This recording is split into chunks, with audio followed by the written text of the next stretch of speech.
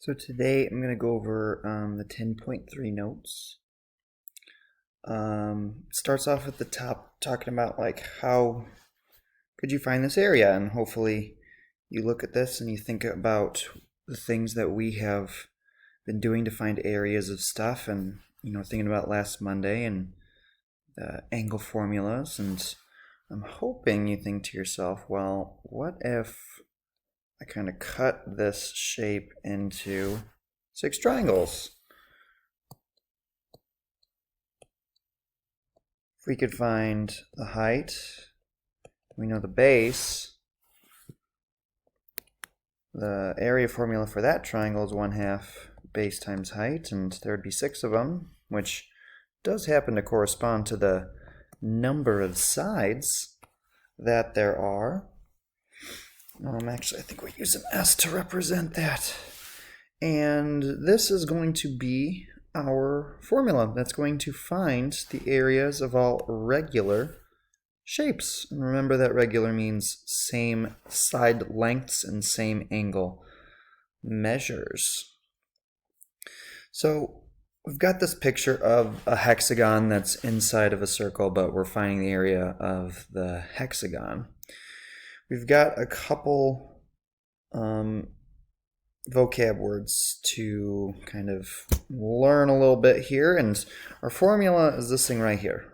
Area equals 1/2 times perimeter times apothem.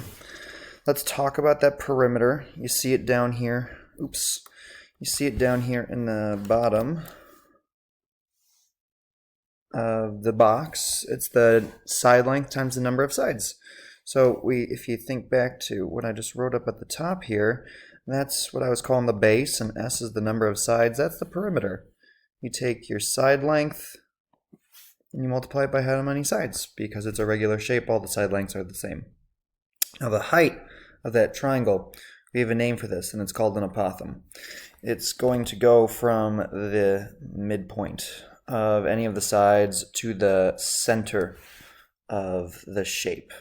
You'll be given problems where you're given the apothem, and again, you're going to be looking for that little segment to go from the center of the shape to the middle of the side.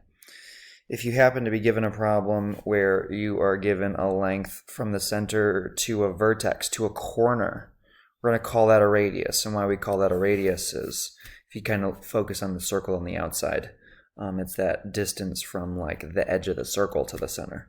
So we call a point from a vertex to the center a radius. We call the length from the middle of a side to the center the apothem, and the apothem is the length that we use when we are finding the area of these shapes. So we're going to take a look at the first example.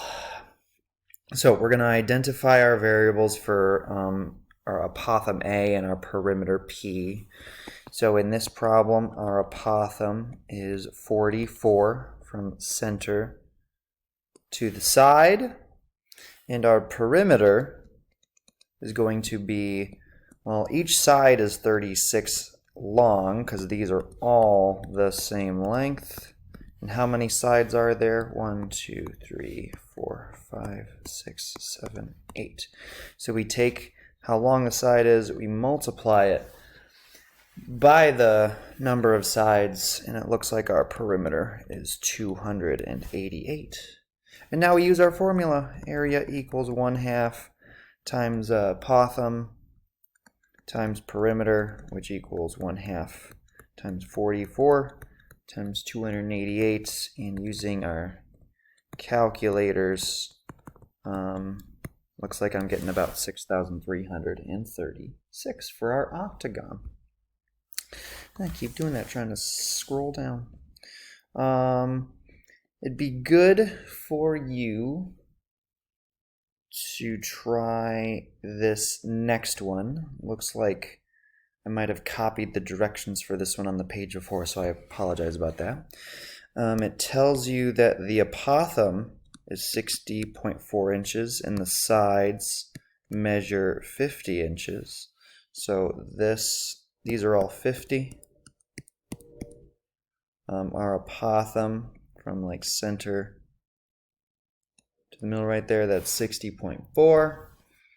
So trying to put that all together, 60.4. Our perimeter is number of sides, which is 8, or just kidding, the side length, which is 50, times the number of sides, which this is an octagon again, which equals 400. So finding the area equals 1/2 times our apothem 60.4 times our perimeter 400. I think I'm getting 12,080.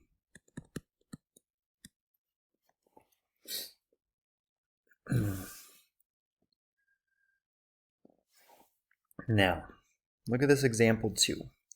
Hopefully the first thing that you notice is that we do not have the apothem. That's 6.1.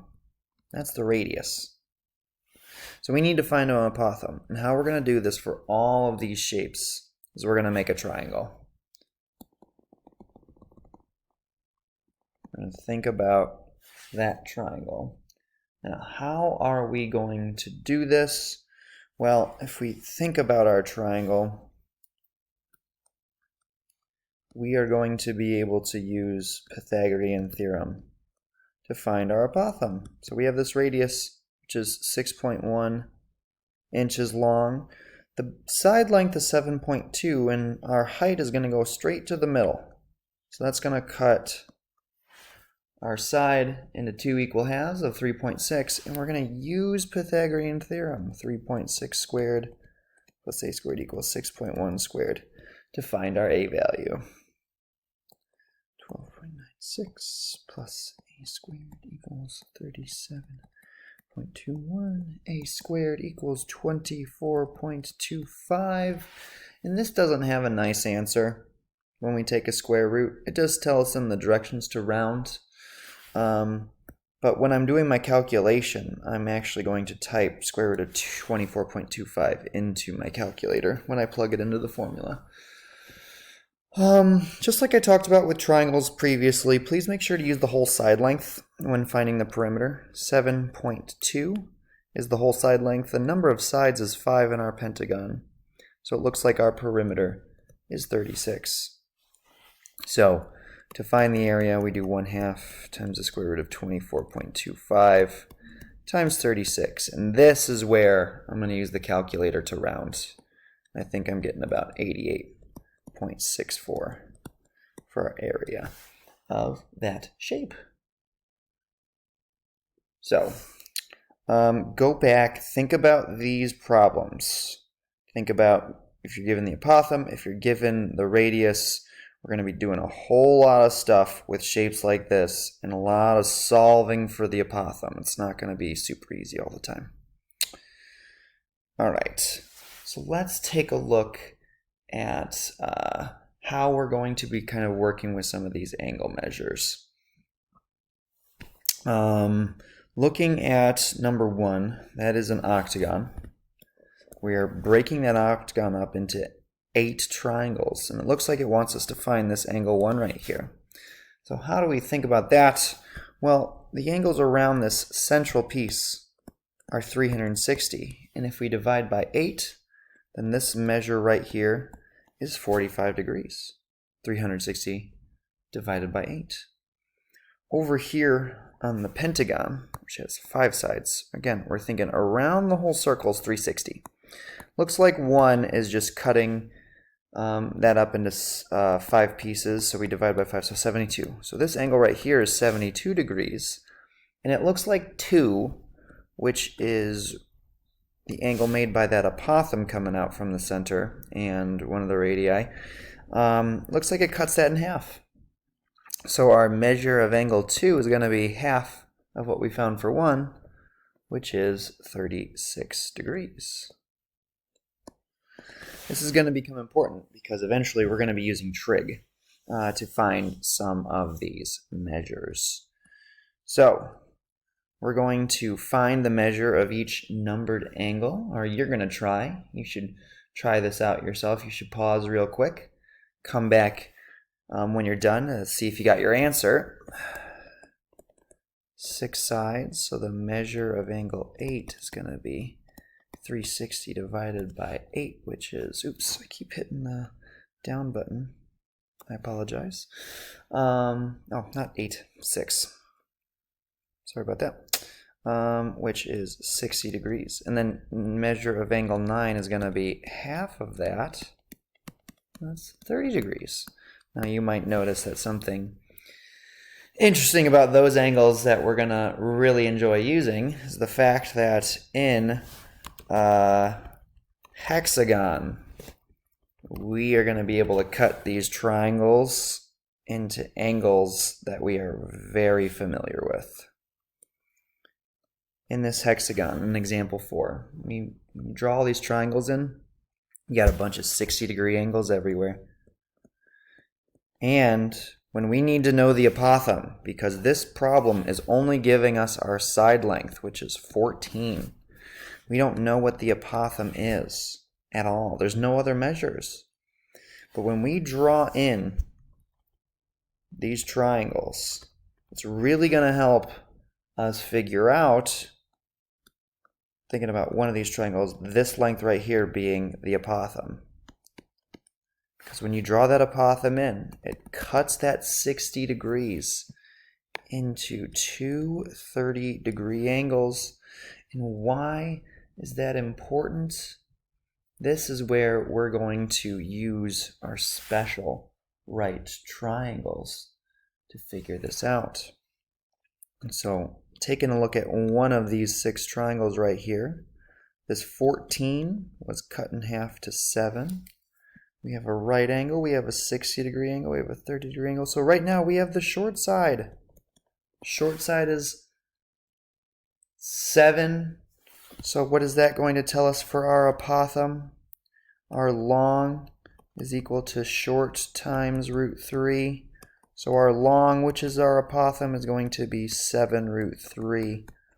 And now we have that other piece that we need to find the area. The area is 1/2 times the apothem times the perimeter, which is 14 times 6, or 6 sides.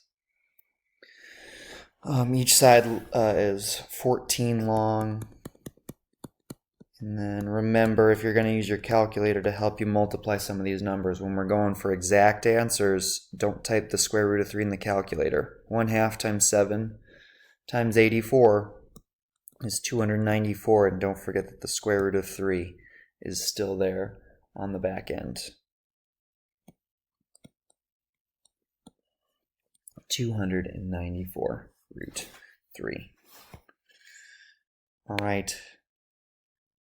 Try out number 5 yourself. Come back in a second to check out the answers. I'm going to pause my video and write all the answers in as well.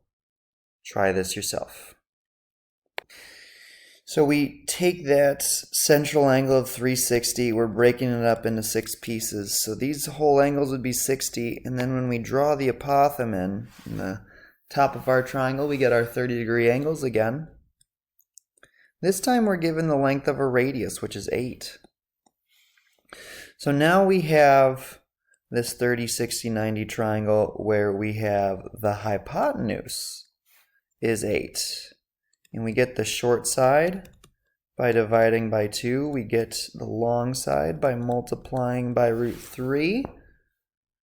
Now we actually do need all of these because that 4 root 3, that's going to be our apothem. And 4 is half of a side.